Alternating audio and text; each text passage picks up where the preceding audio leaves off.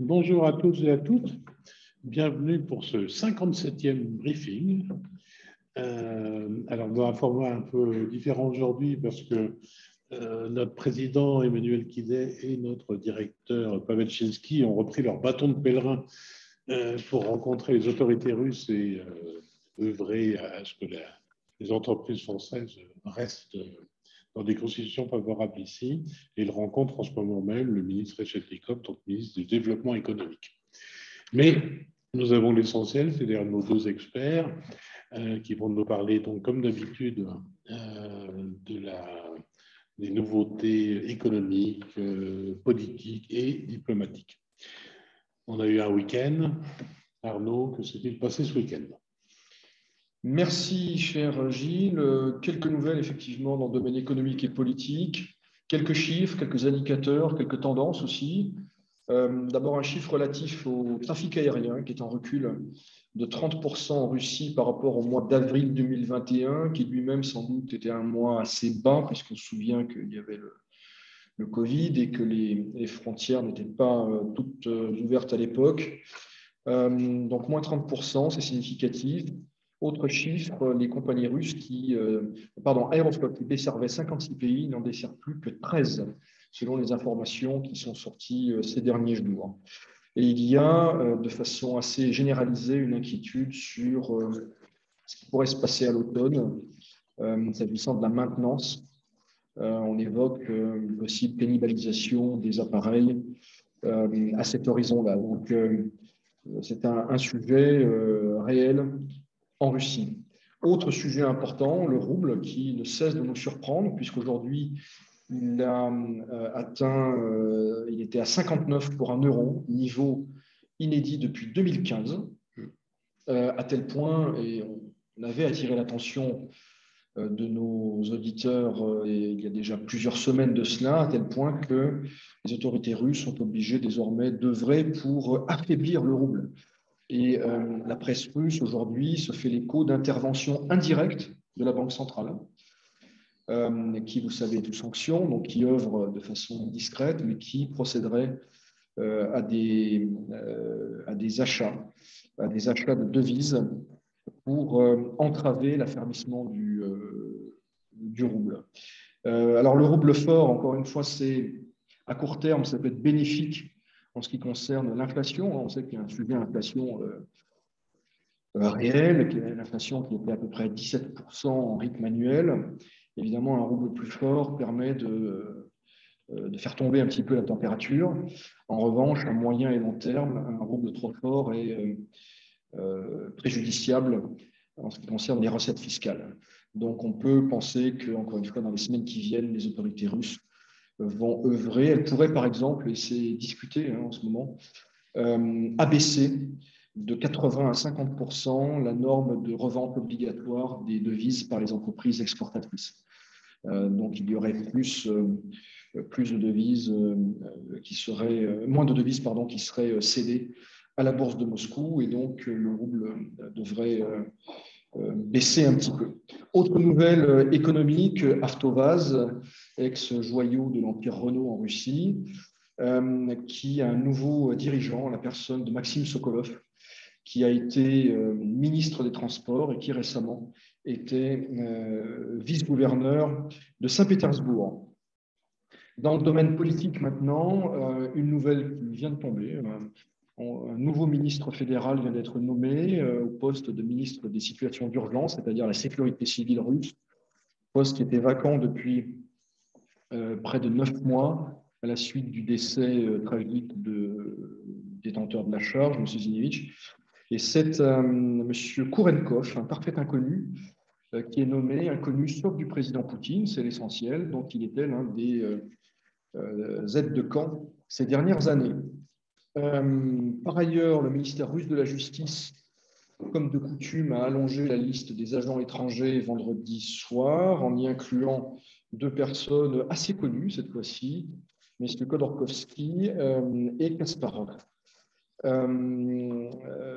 Enfin, on a appris qu'il y aurait à l'échelle nationale près de 2000, un peu plus de 2000 personnes poursuivies au titre de nouvel article du Code pénal sur la discréditation des forces armées.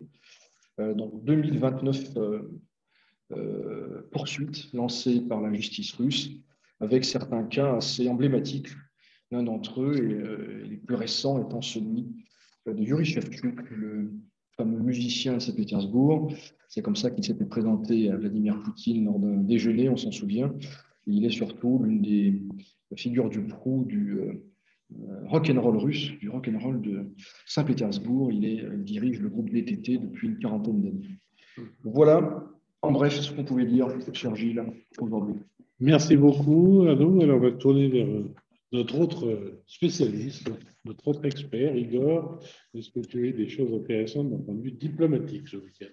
Merci Gilles, bonjour à tous. Effectivement, quelques informations tout d'abord sur le processus diplomatique lui-même qui est toujours bloqué, mais on relève les déclarations de Vladimir Medinsky, qui est donc le chef de la délégation russe dans ce processus qui n'avance pas et qui s'est fendu de quelques déclarations pour accuser l'Ukraine d'être responsable du gel des pourparlers. Et ces déclarations font suite à celles, on le rappelle, de Andrei Rudenko, donc vice-ministre des Affaires étrangères, qui, la semaine dernière, déclarait aussi que la balle était dans le camp de Kiev et que les Ukrainiens étaient finalement à l'origine de l'absence de pourparlers. Et puis celle que l'on a évoquée la semaine dernière également de M. Soutsky, qui est donc membre de la délégation russe, nouveau chef de file du LDPR, et qui lui aussi donc accusait les Ukrainiens de tout simplement ne pas répondre au projet d'accord soumis par les Russes à la délégation ukrainienne le 20 avril dernier. C'était une réponse que les Russes apportaient à un projet ukrainien. Souvenez-vous, il y a eu des navettes entre, on va dire, la fin mars et surtout le mois d'avril, avec des projets d'accord qui circulaient entre les délégations. Et depuis le 20 avril, la dernière mouture, si j'ose dire, est entre les mains de la partie ukrainienne qui, d'après les informations donc, de la partie russe, ne répond plus, ou en tout cas ne veut plus jouer le jeu des pourparlers. Ces trois déclarations donc, qui se succèdent à quelques jours d'intervalle sont également à inscrire dans le contexte de ce qui se passe dans le Donbass et, comme on l'évoquait très succinctement la semaine dernière, d'une dynamique qui manifestement serait plutôt du côté des forces russes depuis quelques jours. Toujours autour du processus diplomatique, on relève aussi une initiative africaine, puisque le président du Sénégal, M. Macky Sall, a annoncé qu'il se rendrait prochainement en Russie et en Ukraine au nom de l'Union africaine pour tenter quelque chose. Il a annoncé cette intention de se déplacer donc en Russie et en Ukraine à l'occasion d'une conférence de presse commune avec le chancelier allemand Scholz, qui était donc, avec qui donc, il avait un entretien. Autrement, on peut également signaler la visite du président polonais Duda à Kiev, à l'occasion de laquelle il a fait quelques déclarations intéressantes. Tout d'abord, il a appelé un nouveau traité d'amitié et de voisinage avec l'Ukraine. Il a évoqué le fait que les frontières entre les deux pays doivent unir les deux pays et non les séparer. Et s'exprimant devant la Rada, il a déclaré que son pays ferait tout son possible pour que l'Ukraine rentre le plus rapidement possible donc dans l'Union européenne. De son côté, le président Zelensky a annoncé un projet de loi sur le statut spécial des ressortissants polonais en Ukraine qui, en gros, se retrouverait assez schématiquement gratifié des mêmes droits, plus ou moins des mêmes droits que ceux dont disposent les Ukrainiens. Donc, finalement, une convergence encore plus grande entre les deux pays. M. Zelensky s'exprimait en visioconférence devant le Forum de Davos aujourd'hui, à l'ouverture du Forum de Davos plus précisément. On peut retenir deux éléments principaux. Tout d'abord, il a déploré le fait qu'il n'y ait pas eu de sanctions préventives prises contre la Russie avant le 24 février, puisque d'après lui, ces sanctions préventives auraient pu permettre d'empêcher ou de prévenir, disons plutôt, l'opération spéciale russe. Et d'autre part, il a vanté les mérites du marché ukrainien pour les entreprises étrangères quittant la Russie et les a appelées à venir investir dans un marché ukrainien fort de 40 millions de consommateurs. Ce sont les chiffres du président Zelensky, évidemment. On relève également du côté de la France les déclarations de Clément Beaune, donc ministre délégué chargé de l'Europe, qui a expliqué que le processus d'adhésion de l'Ukraine à l'Union européenne pourrait prendre 15 à 20 ans. Et par conséquent, il a plutôt vanté ou plutôt mis en avant l'initiative du président Macron de communauté politique européenne qui finalement serait le plus adapté pour Kiev. De son côté, le ministère ukrainien des Affaires étrangères a répondu en expliquant que l'Ukraine comptait bien obtenir le statut d'État candidat dès le mois de juin prochain, donc d'État candidat donc à l'Union européenne. Enfin, pour finir sur l'Union européenne, M. Borrell qui a déclaré que les États membres de l'Union européenne devaient dépenser plus pour leur défense et qu'également il fallait augmenter l'interopérabilité entre les armées européennes et que finalement les capacités de défense européennes se trouvaient aujourd'hui dans un processus silencieux de sous-investissement qui était funeste. Voilà, Gilles, pour les nouvelles on va peut-être continuer avec toi. Il y a une ou deux questions qui te sont adressées, je pense. Quel est le poids politique et diplomatique de l'Afrique en Russie par rapport à cette initiative, je pense? Et moi, je prolongerai la question en disant est-ce que c'est directement lié au problème de grains qu'on voit poindre de façon dramatique?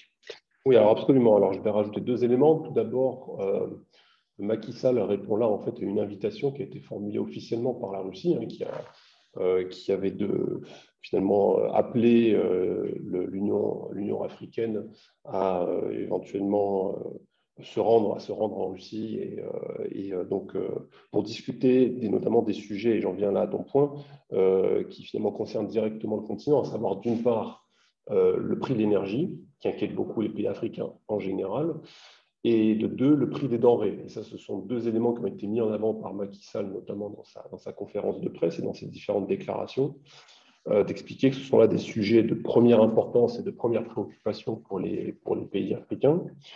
Et effectivement, alors sur le poids, qui est le poids de la Russie en Afrique, c'est un vaste sujet qu'on a pu évoquer dans d'autres publications, mais il faut distinguer d'une part l'Afrique du Nord, je dirais le Maghreb, et d'autre part le reste du continent africain. Évidemment que sur l'Afrique du Nord, comme chacun le sait, il y a des partenaires stratégiques pour la Russie comme l'Algérie ou comme l'Égypte, avec qui la Russie a des liens économiques extrêmement denses, de l'ordre de plusieurs milliards de dollars par an de commerce bilatéral. Et puis il y a le reste. Et le reste, souvent, si on s'en tient à une fois de plus à la balance du commerce bilatéral entre la Russie et le reste du continent africain, on atteint difficilement 1 milliard de dollars, 1 milliard et quelques. Donc on voit qu'économiquement, c'est assez faible. Maintenant, on sait qu'il y a un agenda politique et géopolitique, je dirais, déployé par la Russie sur le continent africain en général. Donc on peut comprendre que pour Moscou, il est important non seulement de maintenir les liens avec les pays africains, mais aussi les développer d'autant plus que le contexte aujourd'hui a radicalement changé depuis le 24 février. J'ajoute qu'en ce qui concerne le Sénégal, dont M. Macky Sall est le président, le Sénégal s'était abstenu de voter les résolutions. Une résolution en mars qui condamnait le recours à la force par la Russie en Ukraine, d'une part, et puis la résolution du mois d'avril qui cherchait à exclure, qui a réussi à exclure la Russie du Conseil des droits de l'homme des Nations Unies.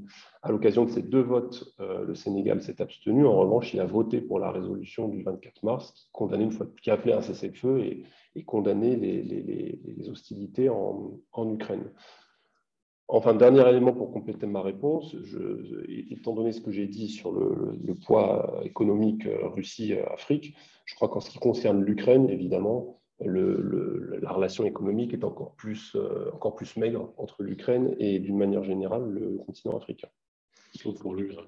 Sauf pour le grain, mais là aussi, il faut regarder pays par pays. Avec des pays comme l'Égypte, par exemple, c'est assez volumineux, mais sorti de ce cas particulier, je pense qu'ensuite, on arrive sur des chiffres beaucoup plus modestes. Arnaud, je crois que tu voulais compléter aussi. Oui, l'Afrique, manifestement, est en haut de l'agenda de la diplomatie russe ces derniers jours, puisque, outre la visite annoncée du président sénégalais en Ukraine et en Russie, il y a eu aussi des entretiens entre Sergueï Lavrov et son homologue malien. C'était la semaine dernière, fin de semaine dernière, je crois, où il y a eu des déclarations assez tonitruantes et une tonalité anti-française assez prononcée. Allez, une petite question pour toi, Igor, encore. de Gérard Lutic, que je salue, ainsi qu'à travers lui tous les membres du cercle Kondratiev. Il nous dit, info de valeurs actuelles, la Russie s'est dite prête dimanche 22 mai à reprendre des pourparlers de paix avec Kiev. Igor, est-ce le sens de tes propos? D'une manière générale, les Russes répètent à l'envi qu'ils sont disposés à rencontrer les Ukrainiens quelque part sans limite de temps, mais la condition évidemment qui bloque tout, hein, c'est que il y a deux niveaux si vous voulez. Pour les délégations, il y a ce que j'expliquais auparavant, à savoir que les Russes estiment que finalement la balle est dans le camp de Kiev, que dès lors que les Ukrainiens auront, comment dirais-je, apporté une réponse au projet de document de paix ou d'accord de cessez-le-feu, disons, que les Russes ont proposé, on aura matière à se rencontrer au niveau des délégations, j'allais dire plénières, des délégations officielles, puisqu'au niveau des sous-groupes, il y aurait manifestement quand même des contacts, puisqu'occasionnellement, comme on l'a rappelé, il y a des échanges de prisonniers et que manifestement, ces échanges de prisonniers sont préparés au niveau des groupes de travaux de ces délégations ukrainiennes et russes. Et d'autre part, en ce qui concerne la rencontre entre les présidents russes et ukrainiens, qui est encore moins à l'ordre du jour, la condition qui est sans arrêt rappelée par les autorités russes, c'est que pour cela, il faut qu'il y ait un document qui soit, sur lequel on soit entendu préalablement. Et ça, évidemment, c'est du ressort des délégations que j'ai évoquées juste avant. Zelensky, de son côté, aussi explique qu'il est prêt à rencontrer M. Poutine à n'importe quel moment. Alors ça, il le répétait régulièrement au mois de mars, il l'a répété encore au mois d'avril, un peu plus sporadiquement. J'ai lu encore une déclaration en ce sens-là au mois de mai, mais il le dit quand même moins souvent que ce qu'on constatait au début du conflit, donc au mois de mars notamment. Une question alors, qui est toujours dans le domaine diplomatique, puisque on nous dit que depuis la reddition d'Azovstal, Zelensky annonce que la solution sera diplomatique, entre guillemets. L'appui des États-Unis se révélerait-il insuffisant, même selon lui? La solution est diplomatique, ça, j'allais dire, j'espère que personne n'en doute, mais les questions, c'est les modalités. Et quand on se réfère aux déclarations très récentes de M. Zelensky, qui sont relativement constantes sur ce point-là, pour lui, il est hors de question de brader 1 cm² du territoire ukrainien. Et par conséquent, d'après lui, toute solution qui impliquerait une nouvelle amputation de territoire n'est pas une solution et donc ne peut être une base de discussion. Bon, dans ces conditions-là, on comprend bien que, j'allais dire, la trajectoire, la voie diplomatique, pour l'instant, est bloquée. Et encore à ce stade, il semblerait que ce soit dans le Donbass que les choses doivent se jouer. Si je puis me permettre, ce qui est intéressant aussi, c'est de suivre, c'est peut-être aussi important, ou presque aussi important en tout cas, que les prises de position des dirigeants ukrainiens. Alors, d'ailleurs, les dirigeants ukrainiens ont des positions parfois assez différentes. Il y a le directeur du renseignement militaire ukrainien, M. Boudanov, qui, lui, évoque la reconquête totale, c'est-à-dire y compris Donbass et Crimée. Il y a Zelensky qui évoque, lui, le retour aux frontières, entre guillemets, du 24 février. Et puis, il y a le débat en Occident, en Europe et aux États-Unis. L'Europe, les États-Unis, le G7 ont annoncé la semaine dernière des aides financières assez substantielles à l'Ukraine. Mais il y a un débat, et on en avait parlé, qui illustre par exemple l'éditorial du New York Times sur finalement quels sont les objectifs des Occidentaux. Est-ce qu'ils coïncident totalement ou partiellement seulement avec ceux de l'Ukraine? Jusqu'où on va et combien de temps on est prêt à assumer cet effort qui représente environ 6 à 7 milliards de dollars par mois. Donc, les choses se discutent, les choses sont dites, commencent à être dites, en parallèle, je dirais, de l'évolution sur le terrain qui va dicter aussi son calendrier. Alors, pendant que je suis sous l'honneur, je continue les questions pour toi. On revient plutôt dans le domaine économique. Avec cette question, la bourse russe est-elle totalement ouverte? Oui, mais avec certaines restrictions qui concernent les non-résidents. Et puis, il y a des restrictions, vous savez, sur l'usage des devises pour les résidents. Les Russes ne peuvent pas retirer des dollars ou en tout cas ou des euros. Il y a certaines restrictions qui sont en vigueur jusqu'au 9 septembre prochain. Voilà, c'est une bourse qui a repris partiellement son activité, mais qui fonctionne évidemment dans des conditions qui ne sont pas celles qui existaient avant le 24 février. Alors, autre question qui est par rapport à ce que tu avais annoncé au départ, question de Donatien qu'on félicite pour sa fidélité, je pense à nos auditeurs les plus fréquents. Pourquoi Rodorowski et Kasparov n'ont pas été listés avant sur cette fameuse liste non pas dans le gratin, mais des agents étrangers? Des agents étrangers. Peut-être parce que c'était trop évident, ou qu'ils pensaient peut-être qu'ils y figuraient déjà. Peut-être qu'ils séchaient un petit peu ce vendredi. Mais bon, voilà, c'est une non-nouvelle au vu de ce qui est déjà la position des autorités russes à l'égard de ces deux personnalités.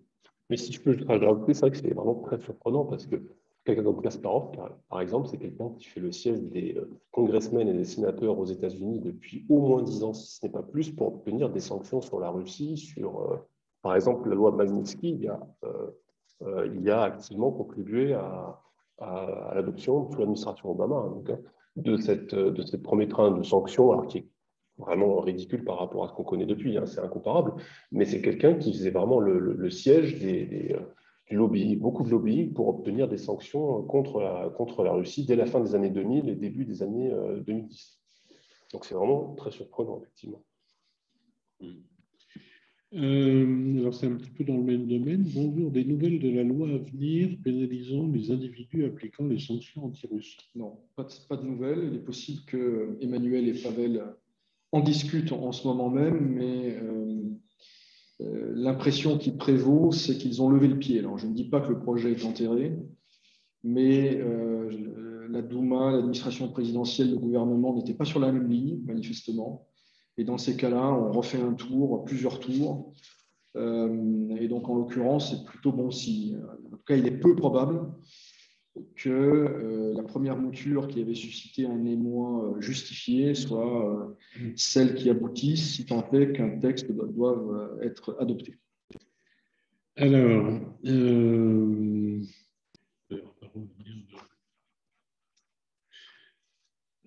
là, c'est une question qui me concernerait peut-être un peu plus, mais à laquelle je n'ai pas de réponse. Donc, bonjour, merci pour votre clame, merci de vos compliments. On entend parler de gros retards au passage des frontières terrestres de la Russie vers l'Estonie, ainsi qu'une frontière vers la Lettonie qui est maintenant fermée.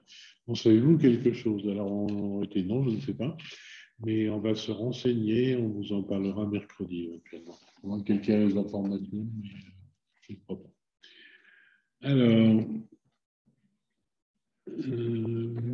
pensez-vous que l'idée américaine, donc US, concernant un abaissement des sanctions pour le transport du blé ukrainien via la Biélorussie est réaliste?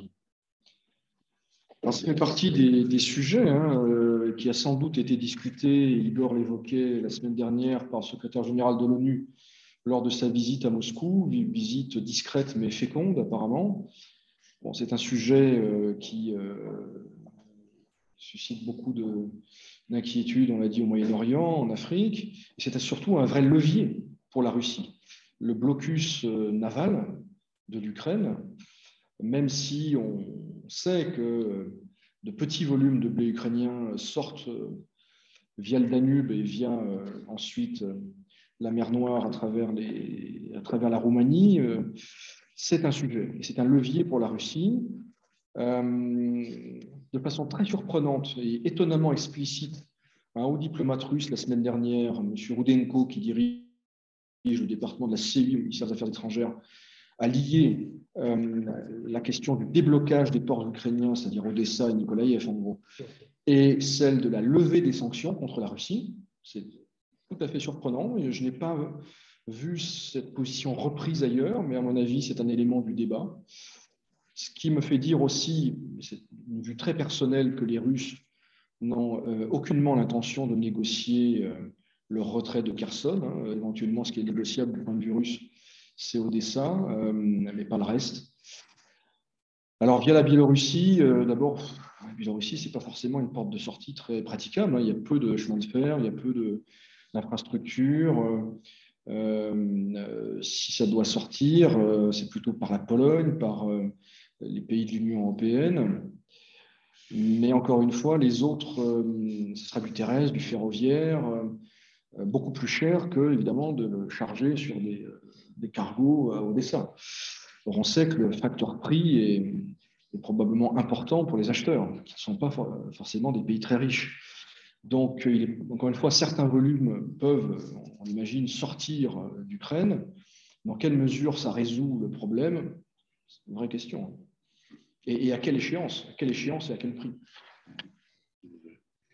Alors, pour revenir aussi sur ce que je disais au début, et cette question de fond, en quoi est-ce mauvais pour un pays, et si la Russie, d'avoir une monnaie forte?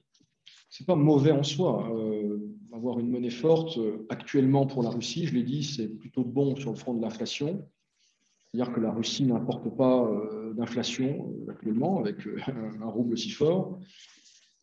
C'est aussi très appréciable en termes d'affichage politique, hein, puisque une partie de l'argumentaire occidental, c'était l'effondrement de l'économie russe, le rouble à 150 ou à 200. Bon, il n'a jamais été aussi fort depuis 2015, donc c'est un argument. Ceci dit, je ne dirais pas que c'est l'arbre qui cache la forêt, mais un petit peu quand même. C'est-à-dire que l'état de l'économie russe ne se résume pas au cours du rouble, même si c'est un facteur important, de même que le niveau des hydrocarbures. Ce sont les deux chiffres, à mon avis, que le président russe regarde tous les matins. Un peu comme, disait-on, le président français regardait le spread entre les taux d'intérêt français et allemands tous les matins. Donc, ce n'est pas mauvais en soi, mais concrètement, aujourd'hui, un rouble trop fort, ça signifie moins de rentrée fiscale. Moins de rentrée fiscale, donc un budget budget fédéral qui pourrait être sous tension, alors que de nombreuses dépenses supplémentaires, imprévues, doivent être envisagées, indexation des retraites, etc., etc. Donc, un rouble, enfin plutôt un dollar à 75, c'est sans doute le niveau souhaité et souhaitable pour les équilibres macroéconomiques de la Russie aujourd'hui. Donc, on était à 58. Est-ce que ça peut avoir un impact sur la capacité de la Russie à continuer de financer les opérations spéciales? Non, pas à court terme, encore une fois. Mais je n'imagine pas que les autorités russes s'accommodent d'un rouble aussi fort pendant plusieurs mois encore. Très bien, notre auditeur te remercie, on nous a entendu, merci. Je n'ai pas d'autres questions. Donc, s'il n'y en a pas, on va clore ce briefing avec nos nouvelles habituelles. Donc, je pense que tout le monde a bien noté maintenant qu'on a changé le rythme des briefings. Donc, nous aurons des questions. Ah, une question apparaît. La Russie a-t-elle les moyens de terminer son terminal gazier sino-russe avec l'interdiction? Ça dépend de quoi on parle. Là, je ne suis pas sûr de comprendre de quel terminal on parle. Ah, une nouvelle question en attendant, peut-être des précisions. Avec l'interdiction des matériels GNL. Voilà, voilà. C'est une vraie question. Alors, on parle d'Arctique GNL2. Il y a plusieurs lignes. Il y en a une qui est pratiquement terminée, puis il y a les autres. Donc, c'est un sujet évidemment sensible. On ne sait pas tout. On sait que Novatek avait développé une technologie nationale russe, Cascade, dont elle avait, à propos de laquelle elle avait émis quelques critiques, mais à laquelle elle pourrait de nouveau avoir recours pour terminer le projet, effectivement, pour les lignes suivantes, et peut-être d'ailleurs pour d'autres projets. Mais ce sont des lignes de moindre capacité, puisqu'on parle de 0,9 millions de tonnes par an, alors que les projets initiaux, c'est de l'ordre de 6 à 7. Alors là, une question qui fait appel à la fois à des capacités d'analyse et peut-être de voyants. Bonjour, quel réel avenir à moyen ou long terme pour l'économie et la société russe dans un monde déconnecté? Je pense que c'est une question un peu, vraiment fondamentale qui mérite plus qu'une réponse rapide lors d'un briefing. Qu'est-ce qu'un monde déconnecté? Est-ce que c'est la Russie qui va être durablement isolée? Isolée de qui? De quoi? Et pour combien de temps? Voilà. Je n'ai pas de réponse à ces questions. On sent bien qu'il y a des mouvements tectoniques qui des réorientations de flux économiques massifs, importants. On le voit dans le domaine des exportations gazières et pétrolières. Il y a des choix qui sont faits en Europe, des choix qui sont faits en Russie. Il y a beaucoup de forces de part et d'autre qui souhaitent construire des murs, couper les ponts. Ce n'était pas le cas à l'époque soviétique, je le rappelle, sauf peut-être au tout début des années 20. Donc, ce n'est pas très faisable, même s'il y a beaucoup de personnes qui souhaitent, encore une fois, réinstaurer ce modèle. Je pense que la vérité, là, on est encore, en rappelant quelques évidences, dans une phase de conflit ouvert. Il y a beaucoup d'émotions, à juste titre, mais il est difficile de faire la part des choses entre ce qui relève de l'effet d'annonce, des décisions provisoires et des choses de long terme. Mais il est clair qu'on ne reviendra pas à la situation du 23 février. Alors, une question, on revient sur l'Afrique et le grain. Est-ce que le Sénégal est un acheteur important de grain ukrainien? Si oui, pourrait-on imaginer une pression de la part de certains pays africains, qui sont clients des Ukrainiens, sur le gouvernement russe contre la libération, entre guillemets, des ports ukrainiens pour des éventuelles livraisons? Alors, sur les achats d'éventuels de grains ukrainiens par le Sénégal, je n'ai pas d'éléments chiffrés, je n'en ai aucune idée, je suis incapable de vous dire quelles sont les proportions, quels sont les volumes, les prix, etc. Ce qui est certain, c'est que, comme on l'a dit, le Sénégal, enfin le président du Sénégal aujourd'hui est à la tête de l'Union africaine, hein, c'est une présidence tournante. Donc c'est le Sénégal qui l'occupe en ce moment et que donc il parle au nom d'États parmi lesquels certains sont des clients, probablement assez importants, du complexe agroalimentaire ukrainien et ou russe.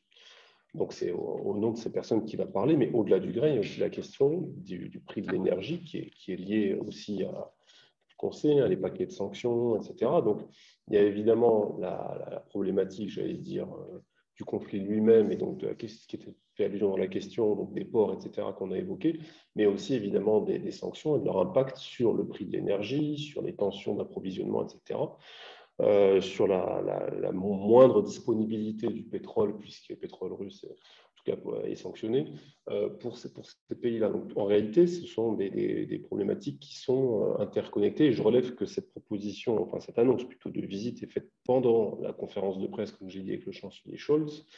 Et je pense que j'ai pas le détail, hein, mais je suis à peu près sûr que le chancelier n'a pu que, j'allais dire, encourager ou en tout cas approuver cette démarche de l'Union africaine, puisque lui-même est souvent accusé par les partenaires européens, en particulier par l'Ukraine, d'autre part, d'être un peu mou, en tout cas pas assez déterminé et ferme dans la réponse apportée par l'Allemagne à la crise ukrainienne, qu'il a tardé à accorder la livraison d'armements lourds, qu'il est, comment dirais-je, réservé sur les sanctions à l'égard de l'énergie, etc. Donc voilà, si vous voulez, je pense que pour lui, ça tombe aussi un peu comme c'est une bonne chose que les pays africains s'emparent aussi de cette problématique-là, parce que ça va peut-être, à mon avis, ça fait écho un peu par moment à sa posture un peu réservée sur certains aspects de la réponse apportée par les Occidentaux à la crise ukrainienne.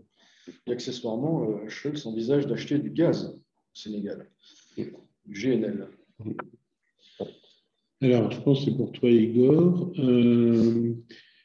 Bonjour, avez-vous entendu parler de ceci? Entre guillemets, enfin j'oublie guillemets, la Russie est en train d'examiner un plan de paix proposé par l'Italie, d'après une source AFP. Oui, en fait, c'est le plan italien que j'évoquais en fin de semaine dernière, hein, qui a donc été élaboré par le ministère italien des Affaires étrangères, soumis à l'ONU, mais également soumis aux membres du G7, et que la Russie a, puisqu'elle est quand même aussi directement concernée, même concernée au premier plan, que la Russie a bien évidemment reçu. Et donc, aujourd'hui, c'est juste un accusé de réception, j'allais dire, qui est émis par le ministère russe des Affaires étrangères. Et donc, ce plan, aujourd'hui, est entre les mains donc des différentes instances que j'ai évoquées, de la Russie. J'imagine aussi de l'Ukraine, même si je n'ai pas lu de déclaration similaire côté ukrainien. Mais comme je le disais, en l'état actuel de ce qu'on connaît de ce plan, ce qui a été rendu public, les conditions sont difficilement acceptables par les parties belligérantes, par les deux belligérants. Mais en tout cas, ça témoigne d'une initiative supplémentaire et c'est évidemment bienvenu de pas n'importe quel État, de l'Italie, hein, partenaire économique de premier plan pour la Russie, partenaire énergétique de premier plan pour la Russie. Donc, il s'efforce d'apporter sa contribution pour dénouer ce conflit ukrainien. Alors, une précision justement sur les volumes. Le Sénégal recevrait 50% de blé russe et 15% de blé ukrainien. Bon, plus dépendant. Mais donc, bon, si ces chiffres sont exacts, il est plus dépendant du blé russe que du blé ukrainien. Cela dit, il manque 15% dans la balance, il faut quand même aller trouver quelque part. Et si les Russes ne peuvent pas augmenter leurs exportations, ne peuvent pas augmenter leur volume, il faut se tourner vers d'autres fournisseurs qui vont peut-être pratiquer des prix qui ne sont pas ceux des Ukrainiens, des prix probablement plus chers. Et donc pour le Sénégal, ça reste problématique. 15%, c'est quand même pas rien. Pour continuer sur la question qui a été posée, oui, probablement que le chef de l'Union africaine va expliquer aux Russes qu'il faut débloquer les ports, etc. Il va faire écho à ce qui a été évoqué la semaine dernière par l'ONU, là aussi, qui prédisait une très grave crise alimentaire si rien n'était fait dans les 60 jours. Mais les Russes, à mon avis, vont lui dire très bien, allez voir les Ukrainiens, expliquez-leur qu'il faut qu'ils discutent selon les conditions qu'on a posées. Et donc, on va vite retomber sur le blocage dans lequel on est, à savoir, ce que j'évoquais dans mon topo au début, que les Russes se plaignent finalement que les Ukrainiens ne jouent pas le jeu des négociations, avec les caveats évoqués, à savoir effectivement la question de l'intégrité territoriale de l'Ukraine qui se pose immédiatement. Alors, une question légèrement hors sujet, nous dit notre auditeur, mais je profite d'être sur le Zoom. Est-il utile de lire Le Grand Échiquier de Paczynski ou est-il trop vieux? Là, moi, je prolongerai un peu la question qui est intéressante finalement. Est-ce que vous, en tant qu'expert, vous auriez des conseils de lecture à donner en termes de géopolitique, d'ouvrages qui pourraient éclairer la réflexion de nos auditeurs de façon utile? Oui, il y en a même beaucoup. On pourrait d'ailleurs préparer une liste, pas forcément très longue, mais conseils à la fois sur la Russie elle-même, sur l'Ukraine. Pour Brzezinski, oui, il faut le lire. Il faut le lire parce que c'est un ouvrage marquant qui, évidemment, est daté au sens où il a été écrit en 1997, à un moment où la Russie était très faible. Elle était d'ailleurs qualifiée de trou noir de l'Eurasie. Ceci dit, un certain nombre de problématiques liées à l'Europe occidentale, à l'Ukraine, sont posées. Donc oui, il faut certainement lire Brzezinski 25 ans après. Moi, je vais remonter sur des auteurs qui sont encore plus anciens et encore plus probablement, mais qui sont non moins intéressants à lire, et je pense que leurs écrits sont encore plus éclairants pour le conflit qui nous concerne aujourd'hui. Je citerai Mackinder, le géopolitologue, géographe britannique, qui écrivait dans les années 20. Donc, sa théorie du Heartland, je ne vais pas rentrer dans le détail, mais les puissances continentales versus les puissances océaniques et maritimes. Et puis sa théorie qui a ensuite été reprise et complétée, j'allais dire enrichie par l'américain Spikeman à la fin des années 40, qui est un petit peu la matrice finalement de toute la politique américaine de la guerre froide, à savoir le containment de l'URSS, puis le rollback de Eisenhower. Donc, de l'URSS sur toute la partie qui s'appelle le Rimland dans cette théorie, à savoir les terres qui sont en contact entre les puissances continentales et les puissances maritimes. Pourquoi je vous dis ça? Parce que dans leur théorie et dans leurs écrits, la région de la mer Noire en général et l'Ukraine en particulier tiennent une place évidemment de premier choix dans ce qui est imaginé comme zone de friction entre ces puissances continentales d'une part, alors à l'époque évidemment c'est l'URSS, et les puissances navales et thalassocratie d'autre part. Alors là évidemment ce sont les puissances anglo-saxonnes. Alors il y avait les Britanniques au 19e siècle, puis les Américains, US Navy au 20e siècle. Bon, ça c'est vraiment pour les très grands cadres conceptuels. Évidemment ce sont des théories qui souffrent de faiblesses qui ont été prouvées par l'histoire et par le temps, en presque 100 ans depuis, pour Mackinder. Mais ce sont des écrits qui, à mon avis, en tout cas, ont toujours une grande actualité aux États-Unis, dans la bibliographie en général, en géopolitique, mais qui sont assez populaires ici aussi en Russie, me semble-t-il. Merci beaucoup. Donc, je pense qu'effectivement, c'est une bonne idée de compléter une petite liste de lectures utiles. Peut-être Maurice peut t'en charger. Et puis, ceux que ça intéresse peuvent donc nous mettre un petit message sur notre mail, sur notre hotline. Je leur enverrai cette liste dès que possible. Alors, donc, pour conclure, Sur le même. Enfin, c'est non, c'était un point de vue, mais bon. Ah, c'est un point de vue. C'est un point de vue. Voilà. Donc, pour rappel, donc, vous avez tous noté, je pense déjà que nos briefings vont évoluer, ils ne sont plus quotidiens, mais qui sont maintenant 3 fois par semaine. Donc, vous nous retrouvez les lundis comme aujourd'hui, les mercredis et vendredis à 17h30 heure de Moscou, 16h30 heure de Paris, donc toujours avec le même lien. Vous pouvez toujours nous envoyer vos questions donc, sur hotline@ccfr.ru et retrouver bien sûr les briefings précédents sur notre chaîne YouTube. Je vous engage d'ailleurs à les partager à vos connaissances et amis parce que je pense que il y a une valeur informationnelle non négligeable dont nous sommes fiers et qu'on aimerait partager plus encore. Tous nos événements sur notre site, donc, que vous connaissez, le www.ccfr.ru, notamment la semaine prochaine, les 2 événements sont le jeudi 26 mai. Nous avons donc un webinaire sur la logistique intitulé « La situation actuelle dans les transports, questions douanières ». Et puis, le soir, je pense, on a une rencontre d'affaires franco-allemande, donc, qui est, je pense, réservée aux membres de la Chambre, mais inscrivez-vous, je pense que les places sont limitées. Les autres actualités de la CCIFR France-Russie sont également sur notre canal que vous retrouvez en lien ici, donc, qui est le canal Telegram. Comme toujours, tenez bon et la CCI France-Russie se tient à vos côtés pour continuer à vous informer. Merci. Merci, au revoir.